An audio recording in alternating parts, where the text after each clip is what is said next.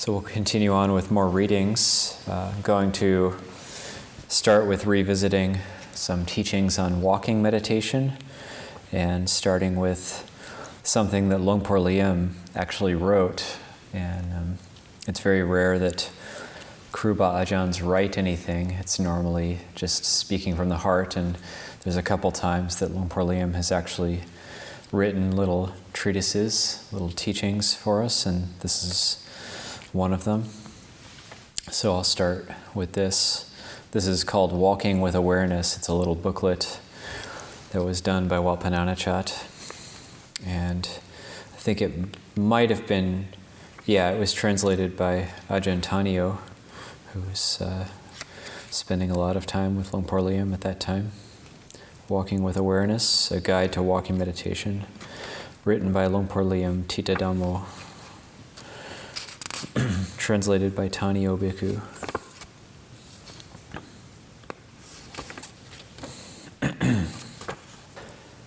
The secret of walking meditation is to walk in a manner that will imprint nothing but peaceful happiness with each step. Walking, something we should know how to do. Walking Jongrom is a way to practice meditation while walking up and down. Cultivating this will bring happiness and serenity to our practice. When walking meditation, we should move unhurriedly with a peaceful and relaxed attitude and a smile on our face. Walking, we have all the time in the world and nothing else whatsoever that we have to do. With every step, we let our worries and concerns fall away. We should take every single step in this way for the sake of abiding in serene happiness. This is not beyond our capability. Every one of us can do it, for we all truly wish to dwell in serene happiness. Walking with ease. In our daily lives, the steps we take are laden with our anxieties and concerns, weighed down with fear. You could say our lives are built up on months and years of worry. That is why we cannot take our steps with ease. This world is full of beauty, with many lovely and captivating paths to choose from.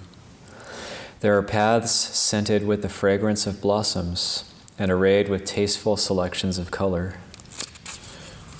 But we pass by unaware, not pausing to admire our surroundings, with the faltering steps of one ill at ease. Walking Jongrom involves retraining the way we walk, so that we learn to move with ease. When I was new to this training of Dhamma Vinaya, I initially walked without confidence, without steadiness. In the beginning, we are all like this. But then, after not so many weeks, we are able to walk assuredly and steadily, clear, bright, and calm, quite naturally. Our lives are often haphazard and chaotic. We are continually rushed and under pressure due to this matter or that. We feel that we have to dash about constantly. But just where is it that we are rushing to? This is a question we tend not to ask ourselves. Walking Jongrom is like taking a stroll.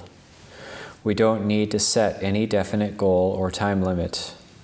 We walk meditation just to walk meditation. The point is just to walk without any goal to be reached. Walking meditation is not a method, it is an aim. Each step that we take is our life. Each step is serene happiness. That is the reason we don't walk in a hurry. That is the reason we step with measured dignity. There's nowhere we must get to, no goal to pull us forward. In this way, we walk mindfully with contentment on our face. We walk meditation to cast away our worries once and for all. Suppose we had the eyes of the Buddha, we could see the footsteps of others impressed in the ground. engraved records of their worries and sadness. We would take note of these marks as we passed by, as a scientist observes microorganisms through a microscope. The secret of walking Jongrom is to walk in a manner that will imprint nothing but peaceful happiness with each step. To walk like this, we must learn how to throw off all of our sadness and our worries without exception. Walking in a place free from dust. We must walk in the way of one with no worries. This means to walk in a place of purity. In such a place, there is striking beauty, peace, and immense happiness. Should you find yourself in such a place, in what manner would you walk? Can you really be sure that you would not leave impressions of the worry and sadness of the world there in your footprints, in that pure place? If we bring sadness and worries and print them into the ground, we will leave the earth tainted and blemished with traces of our gloom. If we are to live in this world serenely and happily, it is essential that we walk with peace and ease right from this moment on. If we are able to step on the surface of this earth with happiness and serenity, then there is no need at all to travel to the land of the Buddha. Both that which is mundane and that which is pure are born right here in this heart of ours. In any moment that we are free, peaceful, and happy, the mundane is pure and purity is mundane. There is nowhere at all that we need to go, and no need to depend upon the footsteps of the historical Buddha. The moment we realize that the mundane and the pure truly are born from the heart, we are filled with happiness. We are happy because we know that there is both dust and freedom from that dust. Should we open our eyes and stride, mindful, serene, and happy, we will walk in that place of purity. This will be our inspiration to walk Jongrom every day. The way we walk through life. When walking meditation, please walk in a natural way. No need to keep the hands together at the chest or maintain a rigorous posture. Choose a quiet and peaceful walking path in the forest, in a public park, on the bank of a river, or in a monastery or meditation center. You can practice at any time. Should anyone see you, they'll know you are walking Jongrom, and they won't disturb you. Anytime you encounter someone during your meditation, simply make a brief sign of respect, joining your hands and raising them to the chest, then carry on walking. I used to walk Jongrom in the early morning and the evening when I lived in the forest. The forest animals, my neighboring friends, would come and call out when they saw me walking. They weren't familiar with the movements of one walking at ease, peaceful and quiet. But if I were to walk rapidly, they would simply think, that's something normal, and pay no further attention. Most of us these days go through life, whether we are walking, standing, sitting, or looking at all the different things in the world and its various living beings, as if we are sleepwalking. We have no idea what we are doing, or in which direction we are headed. Our awakening will depend on whether we are able to walk with mindfulness. The future of all living beings on earth truly depends on the way that we take each step we take. One who traces the footsteps of his heart will escape from Mara's snare. Walking for awakening. Walking Jongrom can open our eyes and ears to the wonders of the universe and change the world into a place of peace and joy. It can help us to end suffering, sorrow, sadness, and worries, and bring us the happiness of peace. In the same way, it can enable us to see the suffering in life. If we can't see that which arises before and all around us, how can we expect to see our own nature? Seeing our own nature is not likely to come about through closing our eyes. On the contrary, we must open our eyes and awaken to the true nature of the way things really are in the world. Opening our eyes will enable us to see nature within ourselves and our own inner Buddha nature, awakening.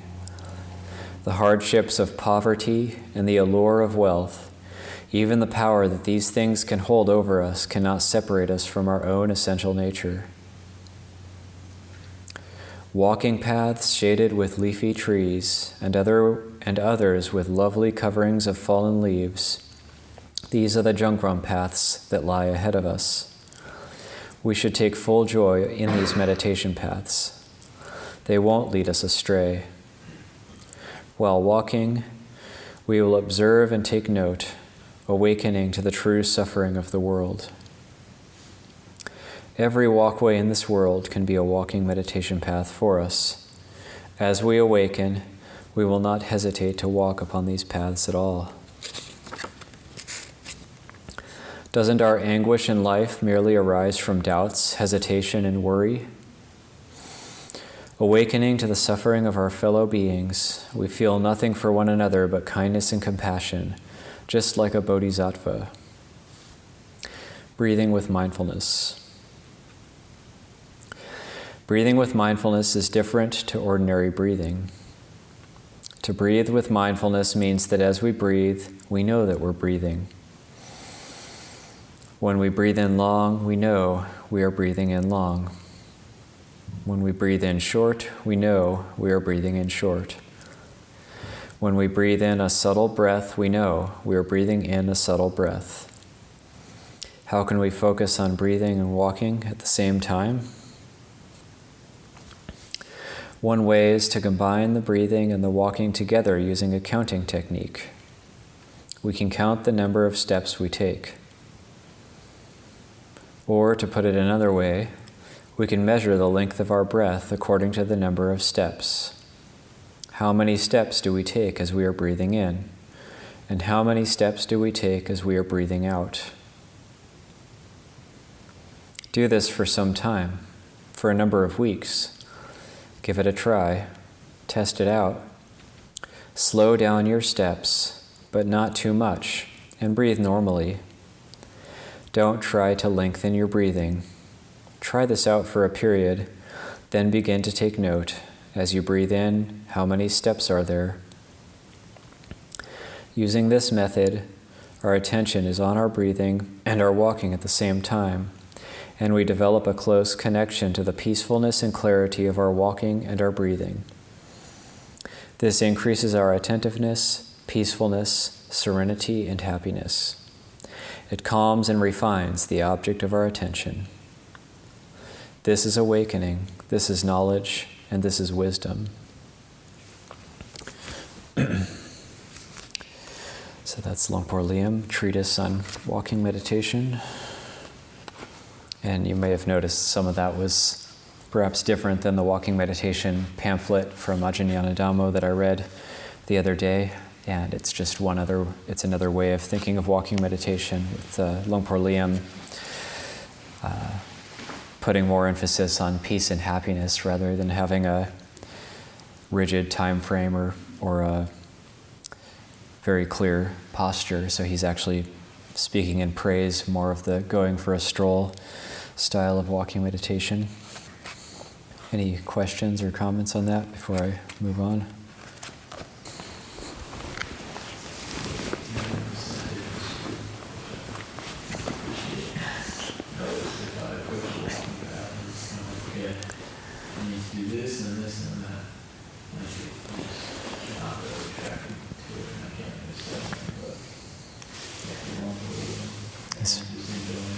Putting more emphasis on the enjoyment of it.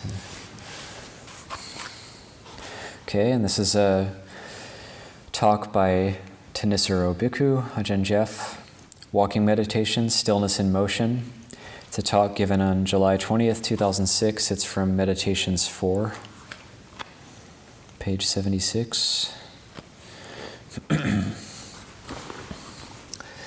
In Thailand, it's common that when an Ajahn arrives at a monastery he's never been to before and wants to check out how serious the monks are about practicing, he looks at the walking meditation paths.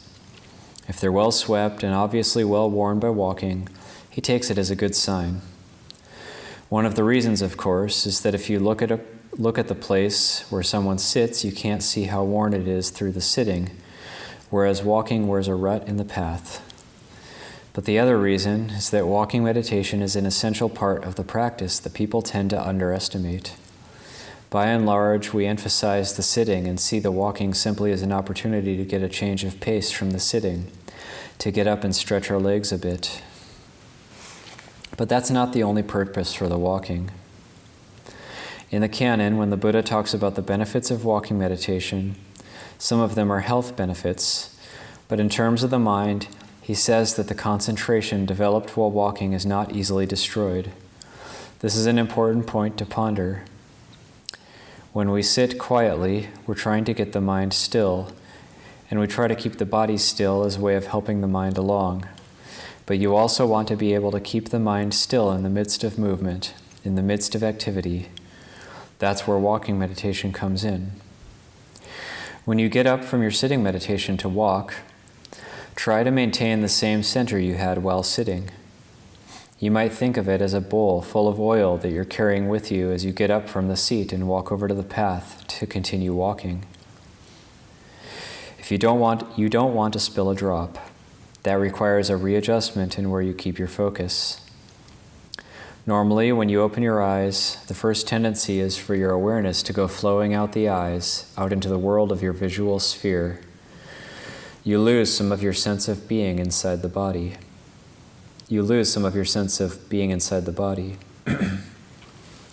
So remind yourself not to lose that sense. Maintain it even as you open your eyes. You may find that this can knock you off balance the first time you try it, for it means finding a different kind of balance from what you're used to. But it's important that you develop this new sense of balance, this sense of being fully inside your body, fully in the breath, even while walking, even while moving, even while negotiating with the surroundings in which you walk. Because eventually you want to get to the point where you can maintain that same sense of center in the midst of all your activities, talking, working, eating, whatever, wherever you are. And this is a good first step in that direction. Walking meditation is a means of connecting your sitting meditation with mindfulness throughout daily life. If, when you get on your walking path, you find that your center has slipped, immediately bring it back. Then walk to the end of the path at a normal pace, or slightly slower if you find it helps your concentration. But don't walk at an abnormally slow pace, or you won't get the practice you need in bringing centered mindfulness to your normal activities. Don't glance around at the trees or the other sights around you. Keep your eyes downcast, focused on the path several steps in front of you. You can hold your hands in front of the body or in back, the important point being that you don't swing your arms around. When you get to the end of the path, stop for a brief second to reestablish mindfulness in case it slipped away while you were walking, then turn, stop for a second, walk back in the other direction. Always try to turn in the same direction, either clockwise or counterclockwise, to the right or to the left, so that you don't have to keep deciding which way you're going to turn at the end of the path. Aside from that, try to maintain the same sense of center you had while sitting with your eyes closed. In other words, focus on the breath. Even though you're walking and looking ahead to make sure you don't trip over things, you want to maintain the sense of being centered in the breath as much as possible. Don't let the looking and the walking pull you away from your center. This requires practice, maintaining a center in the midst of movement. This is important for two main reasons. One, as I said just now, that it gets you used to maintaining your center in other activities as well, so that even when you're engaged in complex activities, even when you're thinking about things, you can still have a sense of inhabiting the body, being centered within the breath. You may have so many other things going on that you can't keep track of when the breath is coming in or going out.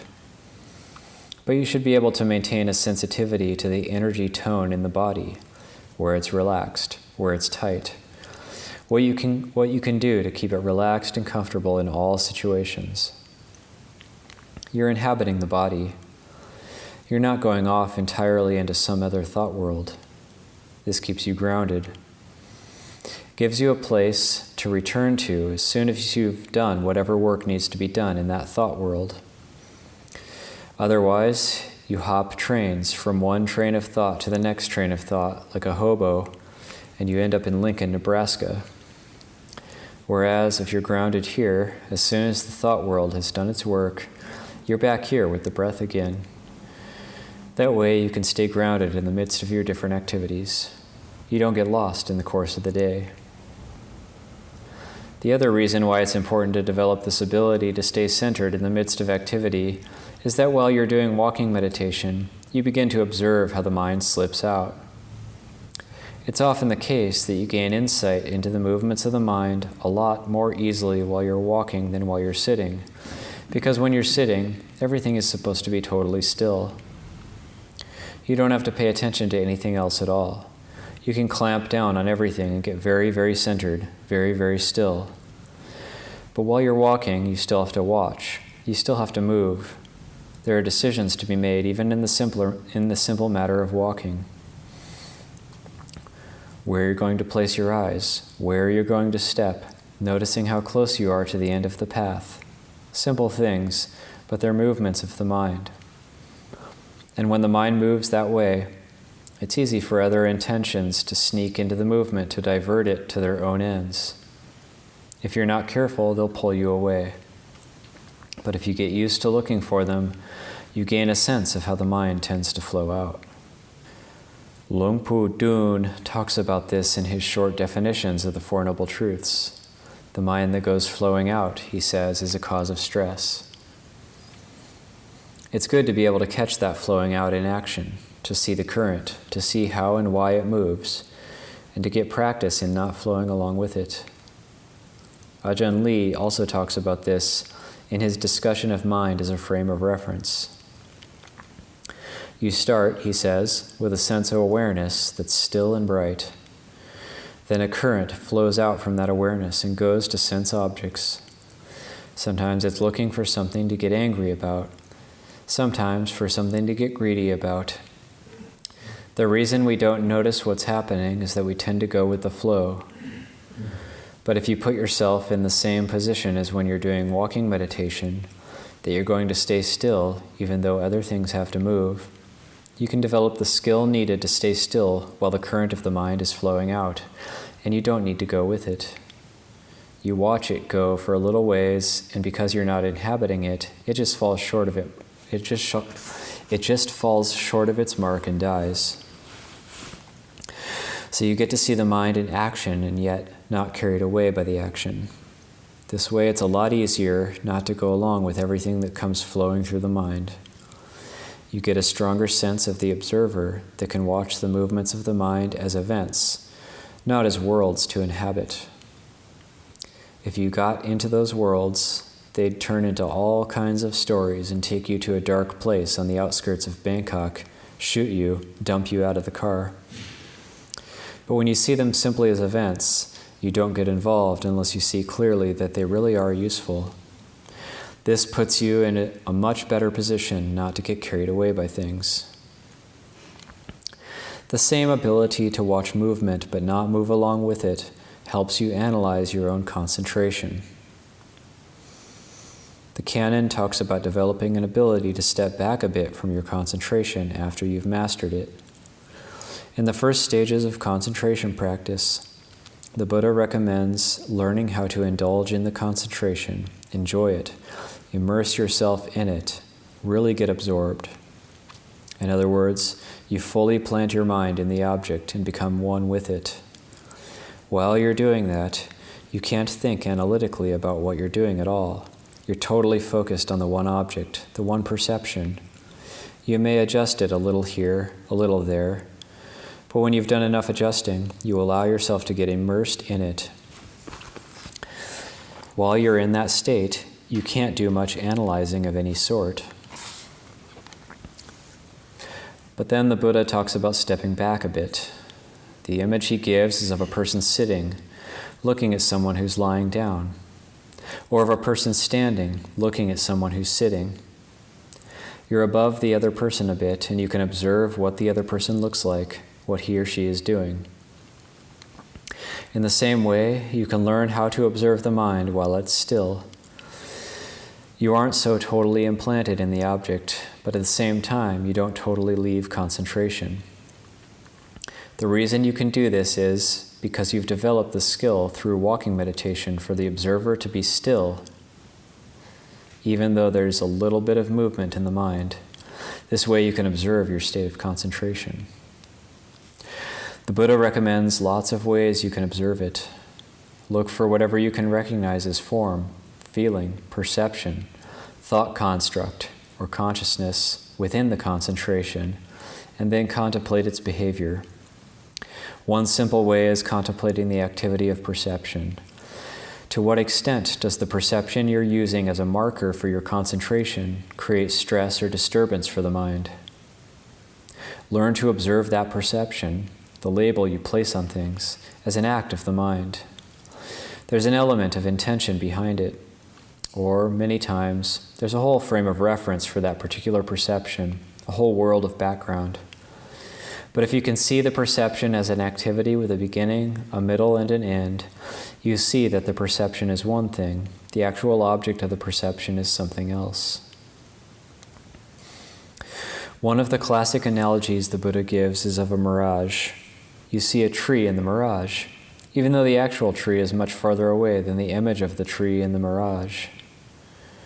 The tree in the mirage is one thing, the actual tree is something else. They're connected but separate. When you can see the distinction between the perception and the actual object, you can start seeing the perception in motion and see what kind of effect it has as part of a causal chain. That way, you can see which kinds of perceptions are helpful, which ones are not. Ajahn Lee points this out in his breath meditation instructions. The way you perceive the breath in the first jhana is going to be different from the way you perceive it in the second, the third, or the fourth. In the fourth jhana, you perceive the breath as a still energy field. What you've done is to tune into a still energy field that's already there in the body. The way you can tune in is through this perception. What do you have in your current range of awareness that's breath energy, but still? If you can't focus on that just yet, focus on the perception of breathing in, breathing out, trying to get the right length of breath, the right quality of breath. That will help you to get centered and to settle down. But there will come a point where the understanding of the breath that got you into concentration gets in the way of your moving to more subtle levels of concentration. So you need alternative ways of perceiving breath in the body. Instead of focusing on the in and out breath, try focusing on the subtle breath energies that flow through the blood vessels, flow through the nerves. They are a very subtle form of the in and out breath. Then there's more subtle energy that goes very fast. As soon as you start thinking of breathing in, it's already gone around the body, throughout the body, from head to toe. And then there's another level of energy, the still breath, something that's always there, regardless of whether there's an in-breath or an out-breath. Ajahn Lee mentions one of the energy centers where you can access this, where the diaphragm connects to the rib cage right under your lungs. But there are other spots where you can first access it as well. The in-breath and out-breath can impinge on this still energy, can squeeze it.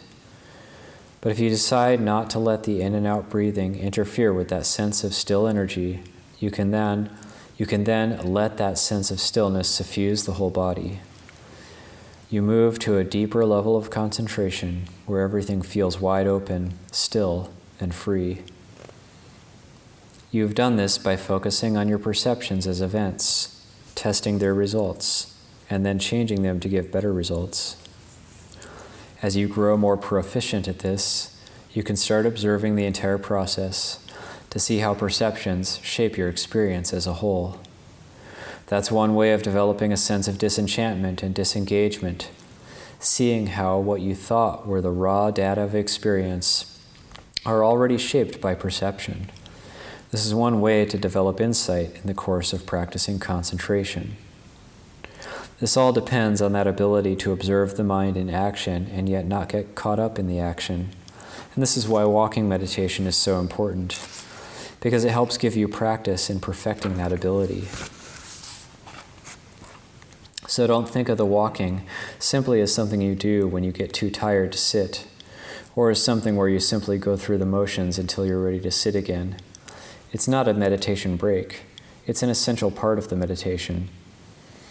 It develops an added skill, the skill to be centered in the body, not only while the body is still, but also while the body is moving.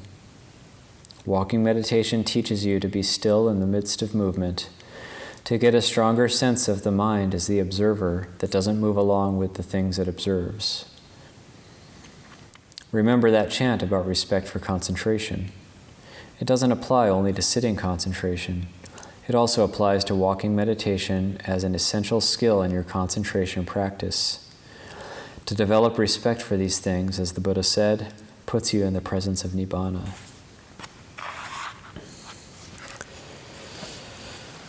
And then there's a short reading, the second chapter in Bloom, Buddhist Reflections on Serenity and Love by Ajahn Sona. And before I read that, any thoughts, questions?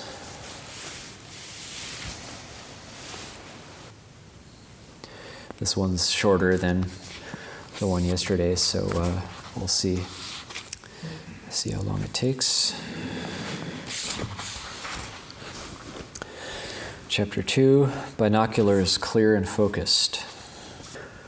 We're trying to trace the whole spirit and attitude of this meditation called Mindfulness of Breathing. The full title, which you can find in the Samyutta Nikaya, the connected discourses, is actually Anapanasati Samadhi Sutta. So Samadhi is added to the normal title, Anapanasati. Since Samadhi is added, it's very explicit that this is a Samadhi exercise, the eighth factor of the Noble Eightfold Path, concentration. I hate to call it concentration because there is a sense of tension and laser-like focus around concentration, which ends up giving you a headache. And that is not the nature of Samadhi.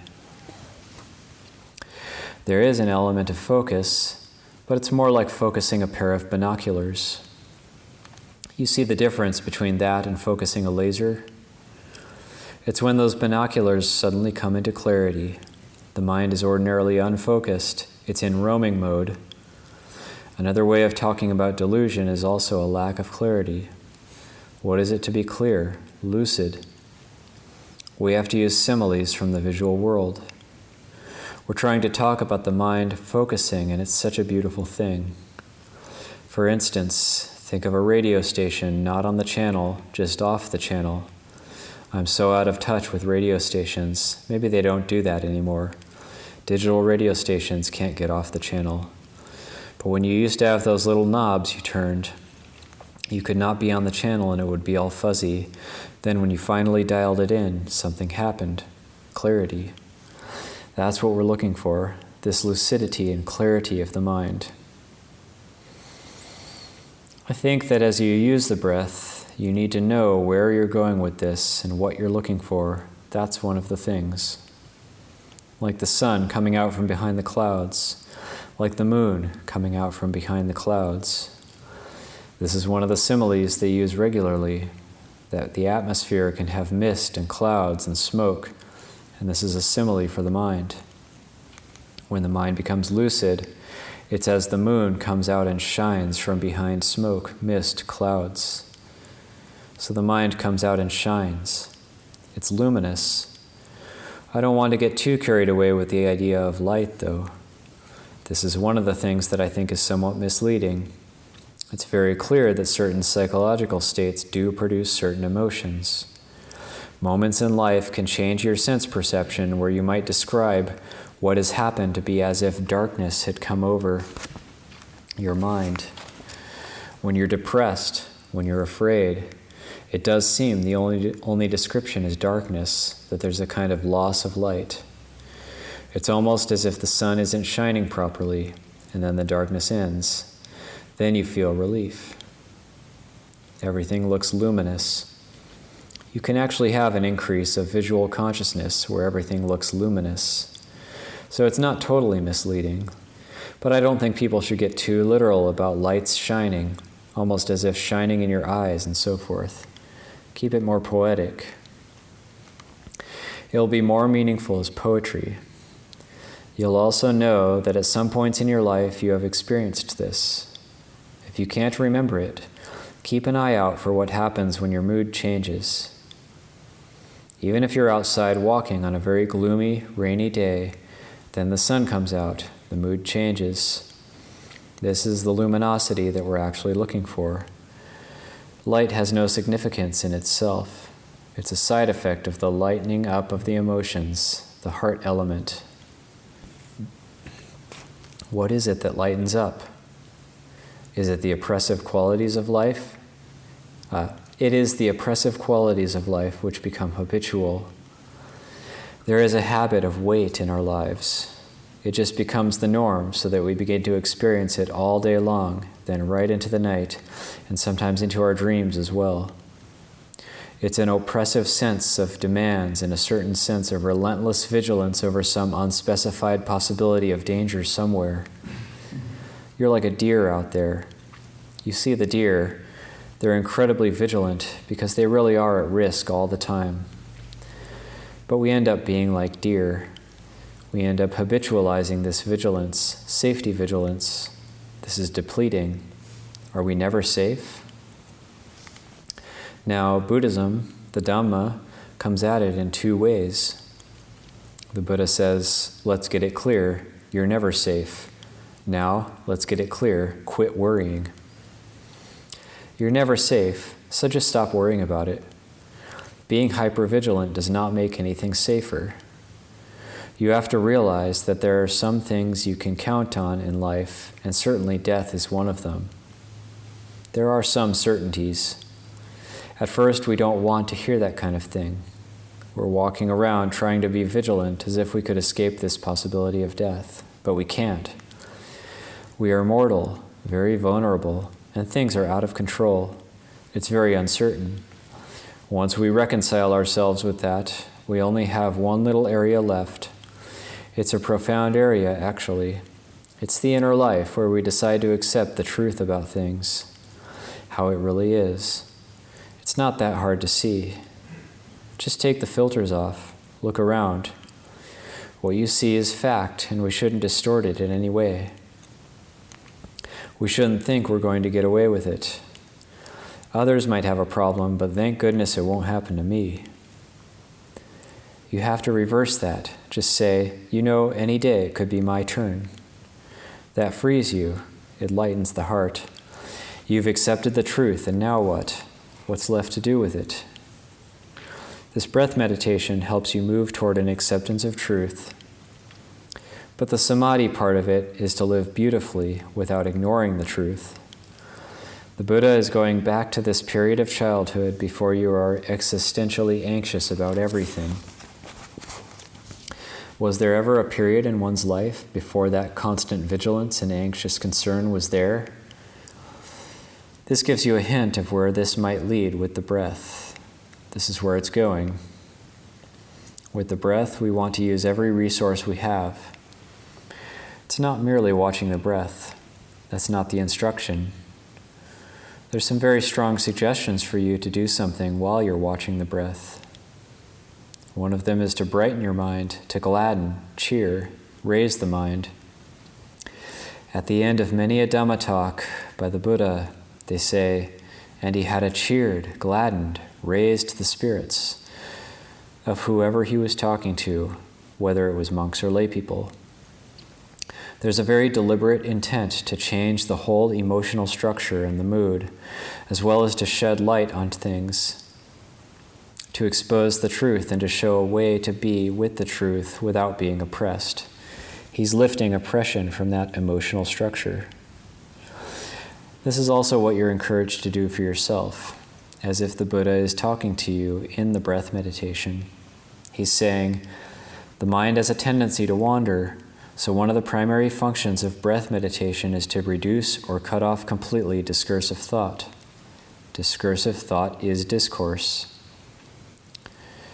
We talk about noble silence, but noble silence is not a matter of lack of speaking. It's when the inner silence arises.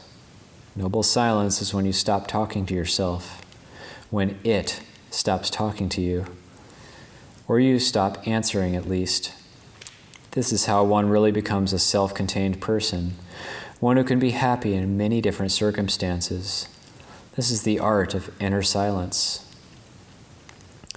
The Buddha gives you this beautiful option. He gives you something so primary, ultimate simplicity. There are a number of meditation subjects, and they're all incredibly primary. There's the element of water, the element of air, the element of fire, the element of earth, and there are the primary colors of blue, red, yellow, and white. There are primary emotions, the most beautiful emotions, loving kindness, compassion, sympathetic joy, and equanimity. The list goes on of incredibly simple, basic, primary things. Primary colors, light, the primary elements of life, the elements that we see as humans and that are found in every language. Air. Obviously, in the scientific age, there are about 100 elements in the periodic table, but you can't see them and you can't feel them. But you can experience directly the fundamental element of air. Look how simple these things are. Simplification of the mind. Its problem is something called papancha.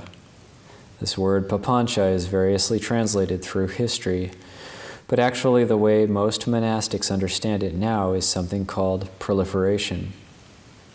That's a fairly modern notion of what it means. A Sri Lankan monk named Nyanananda brought out that meaning of proliferation of thoughts. One of the similes around papancha is vines growing up around trees. Thought proliferation. We've got it in spades because of the nature of our culture around us. It was already a problem in the 5th century BC. Something went wrong in our evolutionary process. We got something great that made us the dominant species on Earth, but it has a backside. Every front has a back. What made us dominant is that we can think. The problem is, nobody knows how to shut it off. Where's the off button for this thing? Of course, they'll never tell you that in school, because you can't really have an educational system where you sit there quietly and don't do anything. There should be a course in silence. It's a problem when this thing runs all the time, so there's a need for the art of quieting it, of bringing it down. The Buddha is so clever, so wise, so smart, and he's smart enough to know that even smartness gets tiring after a while. That really is smart. That's the next level up in the game. Yeah, it's great. It's a sword. It can cut things in the world. Wisdom is often represented as a sword that cuts through things. Remember the Gordian knot that Alexander the Great? Nobody had ever been able to untangle the Gordian knot. Alexander walks in and cuts it in half. It falls apart. There is this idea that the intellect is a sword that cuts through things. Great. It has its uses, but you need to be able to put the analytical, discursive mind away. The Buddha talks about his capacity to think. He says, "Whatever I wish to think, that I think. Whatever I do not wish to think, that I do not think." He also described how fast it happens for him. Whatever he turns his attention to, he understands very quickly. So it's not that he doesn't think anymore. He has a use for this instrument, but it's an instrument. It's not out of control. It's not running the household. It's a servant to him. The discursive activity of the mind is to serve you, to support your well-being in the practical world and also in the inner world when you have to sort out all kinds of things, like your relationship with other people around you, what's going on with you, practical issues of knowledge in the world. This is when it serves you. You call it and ask it to perform this task. If you go into a house where a bunch of kids are not well behaved, then you'll see what the nature of the mind is. There's a very different atmosphere in the place where they are well behaved compared to where they're savages. I don't see it as freedom. Untrained kids and untrained dogs are not free. They're a damned nuisance.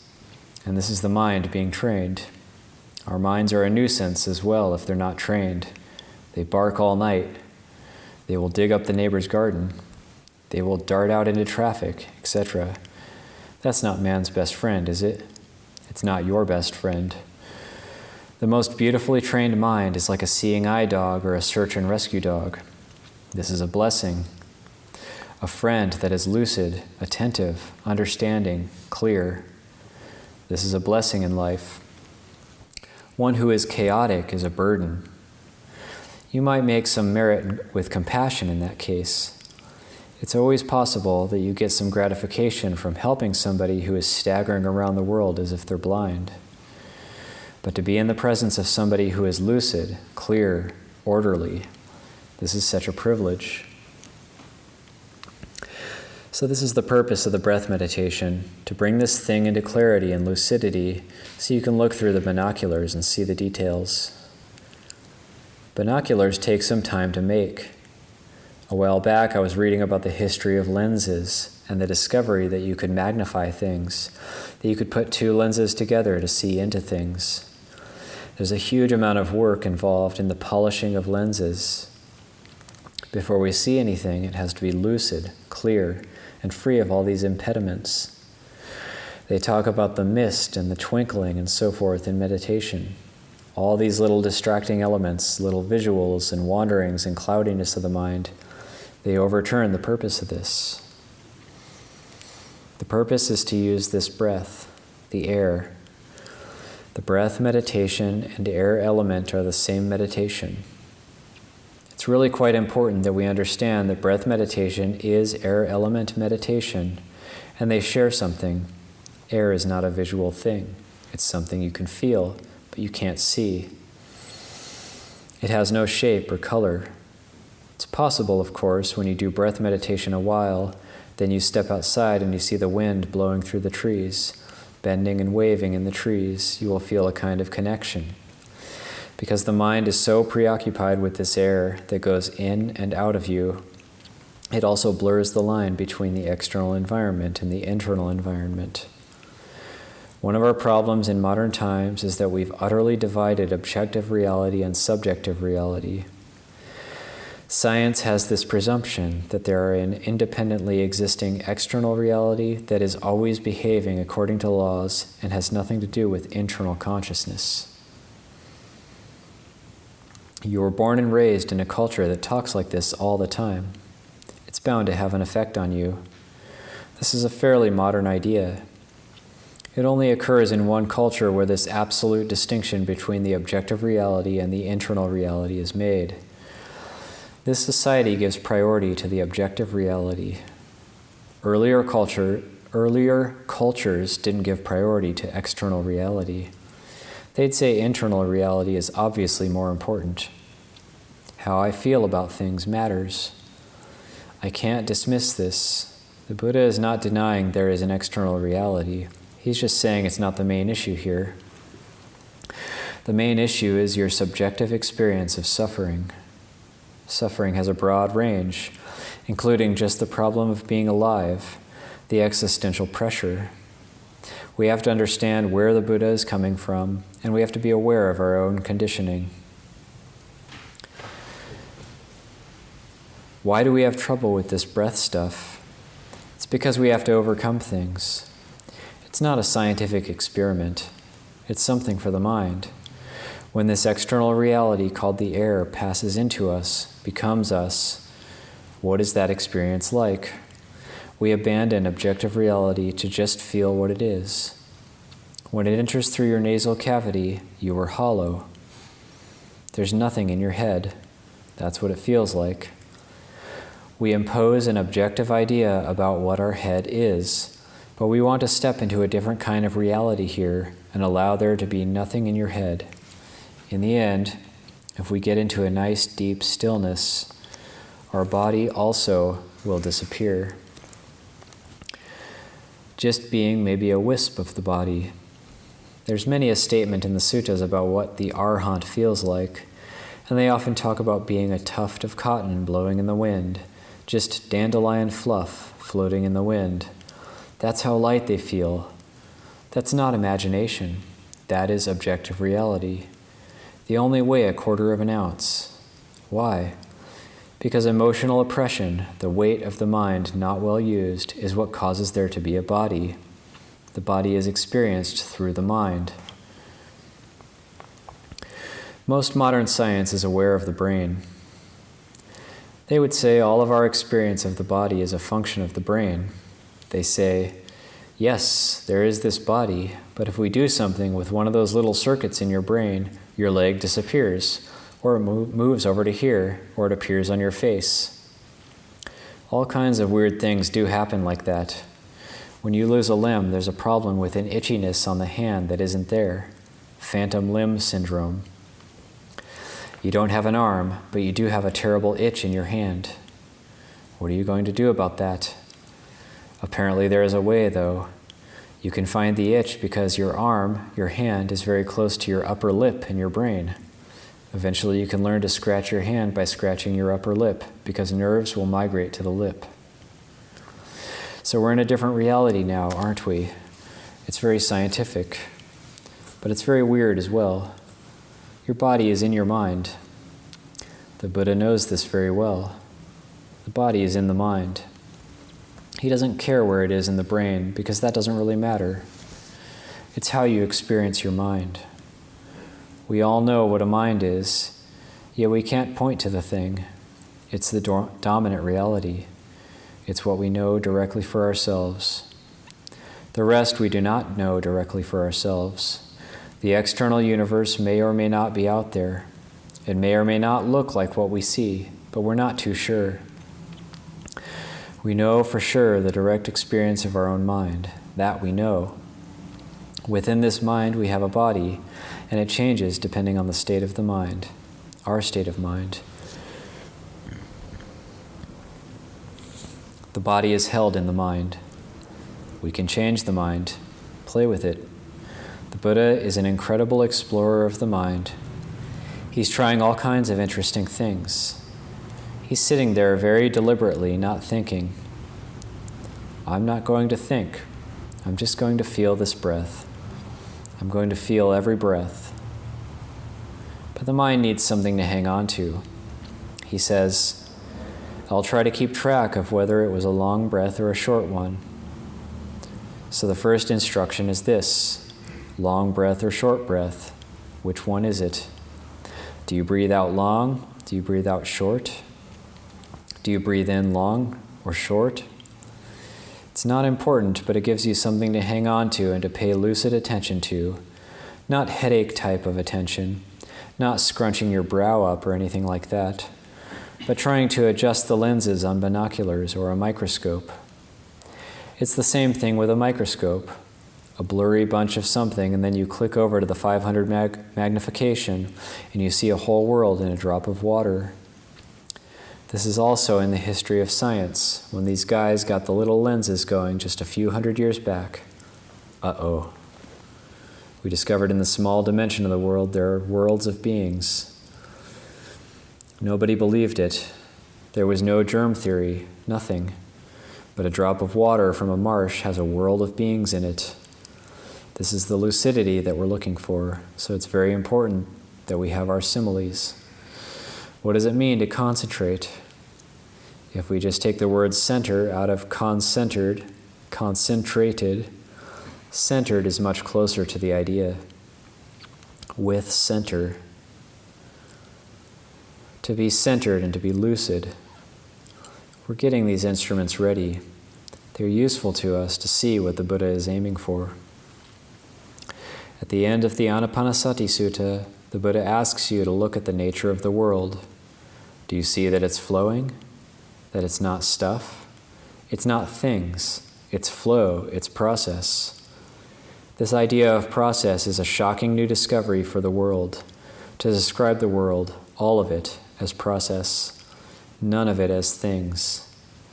Naive language says there are things, nouns, and then there are verbs. But actually, when you look close, the nouns turn into verbs too.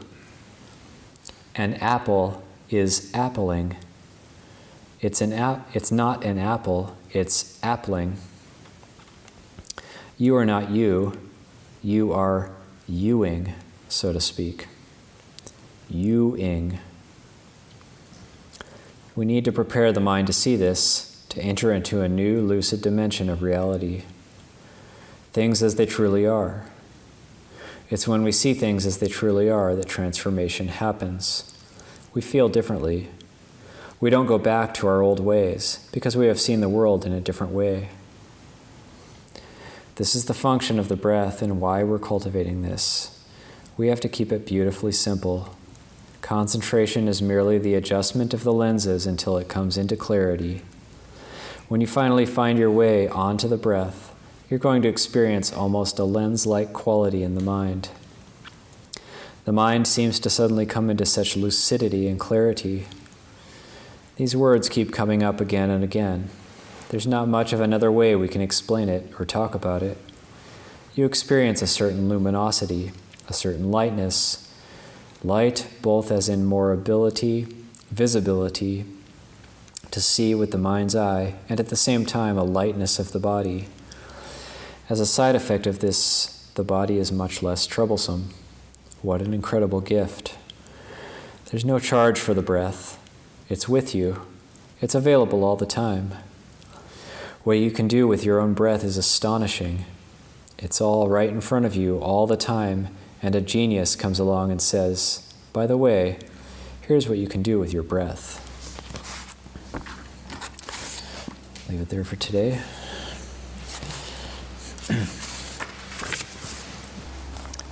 Could probably just keep reading that all day. Any comments, questions? Question actually is the common theme sort of with perception and between that second reading and the last one. I read a quote from Ajahn Nyaniko the other day about how pain, how most of what we perceive as pain is just this like anxious hypervigilance toward future pain. And kind of just noticing that in my perception and noticing the fallibility of my perception. But it seems like in response to that, I kind of question my perception and try to rationalize my way around it. Like, oh, okay, so maybe this perception is wrong. So what's the more accurate perception? But that's a kind of also perception. It makes it really difficult to make decisions or interact with people. Do you have any advice? I think in a way that thought, like the perception is wrong, that in a way that is illustrating the hypervigilance. So like what Ajahn Sona is saying is just, rather than saying, oh, that perception is wrong, now what do I do? It's just breathe, just drop it completely and just, okay, breath. Instead of responding by saying perception wrong, me wrong, just breath. Just coming back to a sense of peace. Ajahn Kurudama, you have any thoughts around that? Just exactly that. Thinking too much about it. Contemplation. Sometimes we get, I think... That is like, now I'm thinking too much about it. So even it's like that. It's kind of that same, just cutting through that process. Yeah, dropping the words. That whole process, contemplation, isn't just thinking about it. It's reshifting your attention to something that's actually kind of real and tangible, like the breathing or the body, and just noticing, wow, this is suffering. This is suffering. What I'm doing, I'm thinking about it. I'm trying to rationalize it. I'm trying to come up with a plan. Is this my perception? Or is this my perception of my perception? All those layers. So sort of like. And what about in situations where you have to think about it, you have to make decisions, or you have to make plans, or you have to act? Well, that's using thought when you need to use thought as a plan or an act. for something that you need to do or somewhere you need to go or something like that, that's fine. You're using thought for what you need to do, which is to help organize the world, the practical world. But the world of the mind, and you're watching all of the processes that go along and the constant questioning and the questioning of the questioning and that kind of stuff, that's not, you don't need to do that to go somewhere, to do something practical. Yeah, like Ajahn Sona in that talk, he's saying the thought is like an instrument, but not letting the instrument control your life, but getting to the point where you pick it up and kind of make good use of it. It's a very powerful instrument that can be made use of skillfully, but it takes a lot of practice to figure out, or not. I don't even want to say figure out, but it takes time and practice before it backs off. Not doing takes sometimes a lot more energy than doing in the beginning. Yeah. I like the way he phrased. There was one thing right towards the beginning that he said something like, I can't remember exactly how he said it, but you need to, not think, stop thinking so much, or some way of stating, like letting go of the thinking process. And then he said, or at least not answering the thoughts. Yeah, at least not answering. Because the thoughts can still come in, these kind of random, weird things, and it's just letting it be like that, not answering it, not engaging with it. And also acknowledging that there's not really an off button. Right, absolutely. Yeah. You can't just switch it off. We can't just switch it off. Like learning how to skillfully respond to ourselves when the thoughts come up. Yeah, and making a lot of space around them so that your attention is more focused on your breathing or your body or some other, more tangible kind of a thing. And the thoughts might still be there, but they're kind of like just the chattering kids in the room, that you're not really paying attention to so much. They're still chattering, but that's not where your focus of attention is. I've been reading this book about these Zen masters, and it was Kodo Sawaki had this approach of like just sitting, and it's sitting for nothing, or sitting is good for nothing. It has no use, and to me, it was interesting. It offered a kind of interesting perspective on this, I think, because he would always find himself doing things to get something or to win or to attain something, but when he just sat, not to do anything, his mind would settle down. And even if he was thinking, or if he was lost in thought, I'm not going to get rid of those thoughts, I'm just going to sit. Not for anything, then the thoughts just, I guess, disappear on their own or something. Yeah. Interesting. Yeah, there's one Chan master who spent 40 years just using the meditation word no to himself, just telling himself no over and over again. Just imagine that. No. No.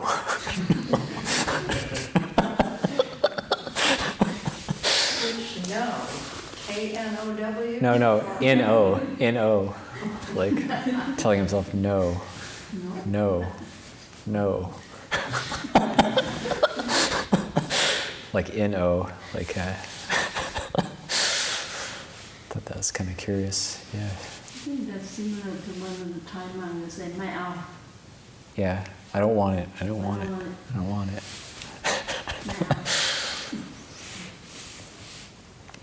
Yeah, whatever works.